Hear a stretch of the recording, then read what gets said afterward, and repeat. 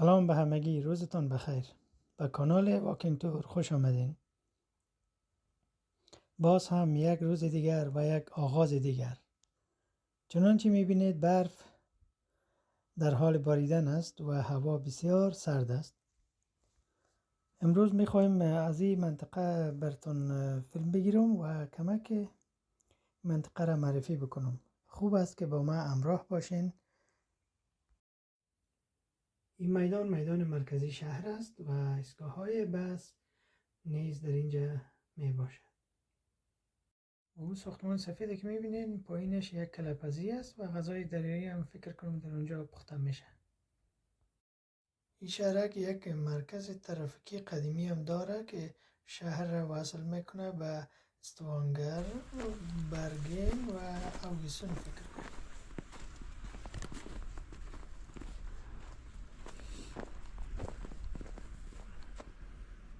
این کشتی را که میبینین کشتی مسافربری است که در حدود 180 مسافر را میتونه جابجا کنه و 37 کابین داره. در این شهرک یک میدان هوایی هم هست که هر روزه پروازهاش جریان داره. این شهرک چندین بنای فرهنگی و یک دانشگاه علوم کاربردی نیز داره.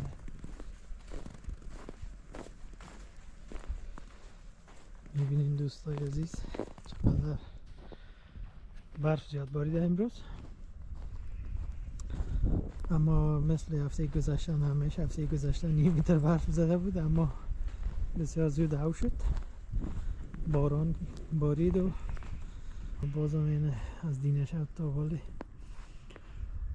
باریده رئیس بسیار زیاد هم شده، تا نیم متر نشده دیگه مثل هفته گذشته یا هفته های گذشته.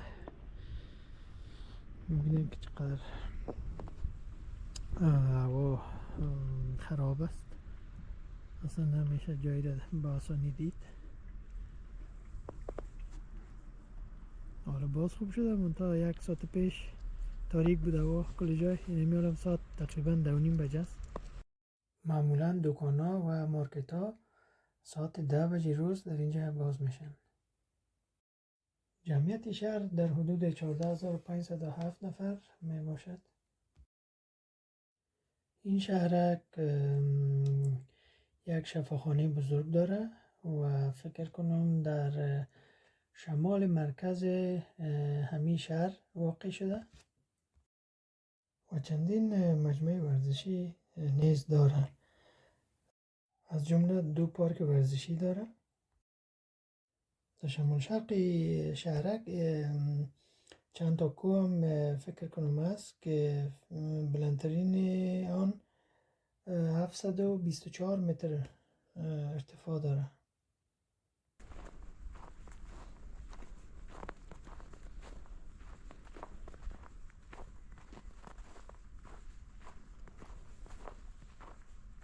هنوز هم میباره، هفته هم است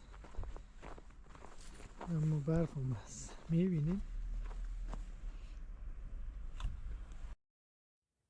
این شهرک فکر کنم 5 مکتب داره که 3 بخشش مربوط همو کلاس های ابتدایی میشه فکر کنم و 2 بخش دیگه هم مربوط متوسطه میشه. و در این شهرک یک میدان نفتی نیز می باشد و اسکای کشتی های مسافربری است که مردم از این شهر به اون شهر میرن، یک شهر دیگه و استفاده میکنن از کشتی. میبینیم چقدر برف زیبا و ساخته کل جای.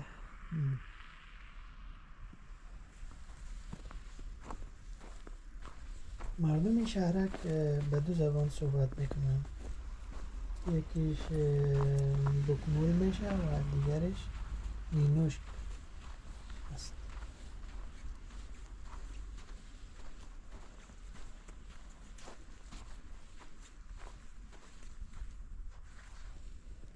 سرک هم به طرف خانه های مسکونی میره که اکثرا خانه ها روی تپه ها یا کوه ها کنار دریا ساخته شدن، اما خانه نوساز است و بسیار قیمت هم است. خانه در این کشور بسیار قیمت است. ارزان ترینش 1.5 میلیون است، تا قیمت ترینش هم تا 10 میلیون هم شاید برسه، اما روی هم رفته قیمت از خانه.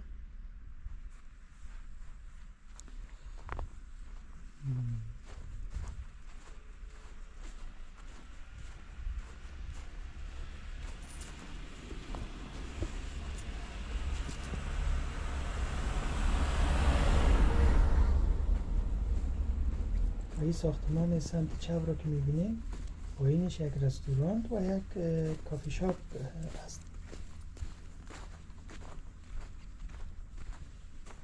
این جاده هم به طرف مرکز شهر میره. چیزی که بسیار جالب است و خوب است ایست که وقتی که برق زیاد میباره تراکتورها دیگه تراکتور بگوید یا موترهای که برف پاک میکنه بسیار زیاد هستن، زود کردن میاین شهر پاک سازی میکنن. البته سرکار همراه پیاده روا و کوچه ها بسیار خوب است و روزایی که بسیار سرد باشه باز سرکار ریک پاش میتن که موترها نلخشه و یا البته موترهای طرف ها خب همی زمستان که میشه تایرهای خود تبدیل میکنن و تایرهای زمستانی رو مندازن. این خودش بسیار خوب است دیگه، با آسانی موترها نمیلخشه.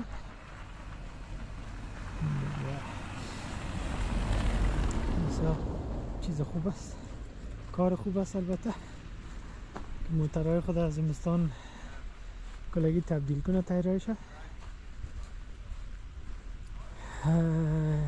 خوب که چی که باید تبدیل بکنن، بخاطر که اگه تبدیل نکنن اگه اونجای موترشون بلخشه خب طبعا خودشان که اذیت میشه، هیچی دیگرها کمک که آسیب میبینه اذیت میشن. شاید هم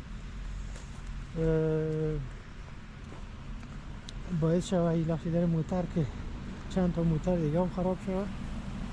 به هر صورت بهتر است که تایرهای زمستانی را تبدیل کنن، پرتن تایرهای زمستانی را به موتر خود و درایو کنن. در این کشورها نیاز است که کار شود، نیاز است که باید تایرها را تبدیل بکنیم به خاطر که بسیار برف زیاد است و زمستان سرد است دیگه. از او خاطر هم باید که نزدیک بریم اینجا خوب تر است.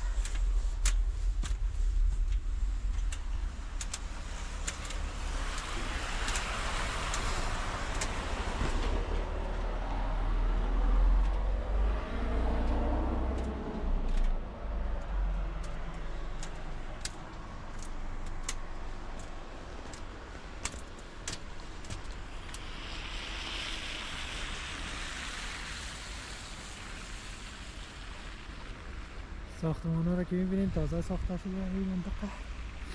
البته تازه 5 سال 4 سال شاید چند منطقه این نمای منطقه سیشور است نارویک. بسیار یک جای زیبا و مقبول است.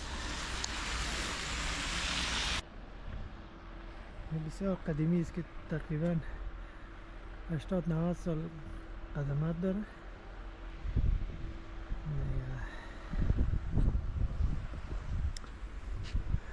بریم خیلی صاف طرف